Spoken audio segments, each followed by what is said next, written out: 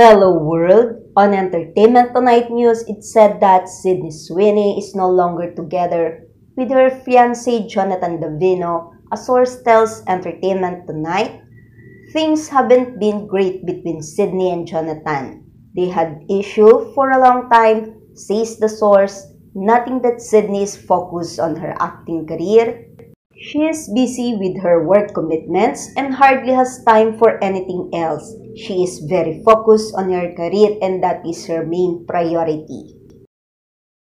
Sydney, 27, and Jonathan, a 41-year-old film producer, got engaged in 2022 after first being romantically linked in 2018. Sydney keeps her schedule extremely full, the source adds. Indeed, she has the Anyone But You star is currently at CinemaCon in Las Vegas promoting The Housemaid with co-star Amanda Seyfried and Brandon Sklenar. Euphoria Season 3 also started production this year and Sydney is confirmed to return to series.